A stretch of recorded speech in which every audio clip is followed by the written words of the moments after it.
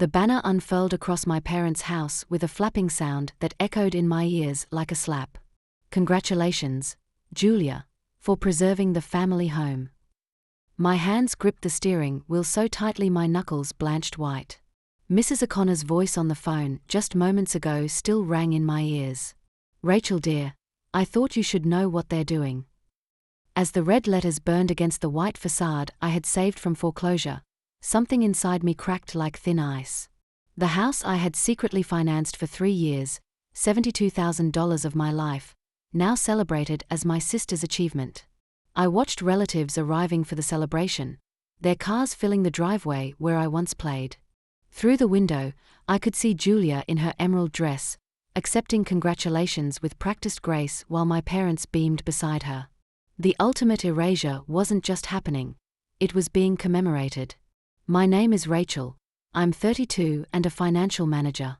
This is the story of how I reclaimed my truth when my family tried to rewrite it. 4 years, I had been the invisible support beam holding up our family legacy. It started with a panicked call from my mother 3 winters ago, her voice stripped of its usual polish. "Rachel, if the payment doesn't go through, they'll send a notice next week." I was 29 then, working in Portland, with a spreadsheet for everything, including my 5-year plan for buying my own place. Just this once, she had promised. But once became twice, became monthly, became automatic transfers I scheduled for the 15th of every month so I wouldn't have to actively participate in my own disappearance. I told myself I was buying time, not erasing myself. While I paid their mortgage, my sister Julia collected accolades. Her debate trophies made the holiday newsletters, my financial achievements never did. At family dinners, I was too sensitive if I mentioned being overlooked. When my mother gazed at Julia and said, "You're not half the woman your sister is," I finally understood. No matter what I contributed, I would always be the lesser daughter. That night at dinner, I had broken my silence. "Then let her pay the rent for you," I'd said, my voice steady despite the thunder in my veins. My father's confusion was genuine. "Rent? What rent?" "The mortgage," I'd replied, watching pride drain from his face. "For 3 years, I've been sending money so this house didn't go under." The table had gone still.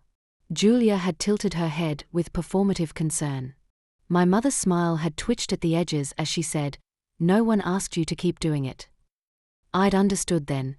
A story is easier to live inside if the ugliest lines are cut in editing. They had edited me out for so long, I'd become a rumor in my own life. That night, I'd driven home through Portland rain, opened my laptop, found the scheduled payment, and cancelled it. The cursor blinked. "Are you sure?" My finger had trembled when I clicked yes, and the relief had been sharp as blood returning to a sleeping limb. I moved to Seattle a month later, accepting a fintech position that treated my mind like a cathedral instead of an ATM. When I finally bought my own apartment, windows like open throats drinking light, I posted a photo with 2 words, "New beginning." Julia's message arrived instantly. "You're really something. Why didn't you tell the family?" I hadn't answered. I was through explaining myself to people who worked so hard not to see me.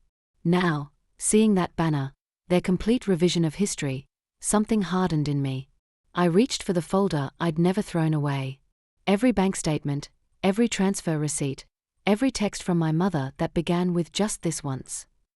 I spread them across my kitchen table, inputting each transaction into a fresh spreadsheet, turning raw pain into graphs and charts as if preparing for trial. The line of payments rose like a mountain, each bar another reminder of how much I had given. At the top, $72,000 glowed in bold, a number that screamed louder than any denial. I placed the screenshots of text messages under a simple heading. The promise "just this once," repeated 36 times. My cousin Valerie had called to whisper about the family appreciation dinner they were planning in Seattle, supposedly honoring Julia's sacrifice. My decision was already made. This would not be another night of applause for Julia and silence for me. The night of the dinner, I waited outside the restaurant, watching relatives arrive dressed in their finest. I entered only when the slideshow began. Images of the house through seasons, Julia on the porch, captions dripping with gratitude. My father's voice filled the hall. "We are so fortunate Julia preserved our home." As glasses raised in toast, I inserted my USB drive into the laptop controlling the presentation. The final slide shifted, not to words thanking Julia, but to my chart of bank transfers. Month after month. Silence crashed through the room as I walked forward, heels echoing against hardwood. "If the truth embarrasses you," I said, eyes on my parents, "that is not my fault."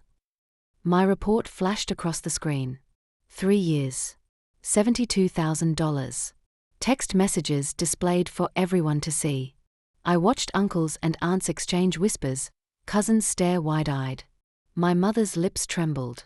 My father gripped his microphone as if it could anchor him.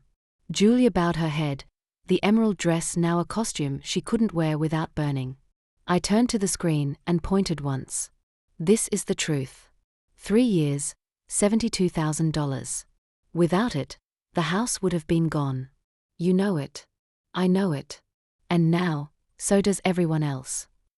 The hall erupted not with polite applause but with the rustle of judgment. Whispers darted like arrows. She carried it all herself. How could they give the credit away? Unforgivable. I let the silence stretch, then lowered my hand. Truth doesn't need volume. It just needs oxygen. I walked out under the weight of every gaze, my heels striking the wooden floor like a gavel sealing a verdict. The Seattle night hit me cool and sharp. I stood for a moment on the steps, breathing in the dark sky spangled with stars, feeling the air sweep through me like a baptism.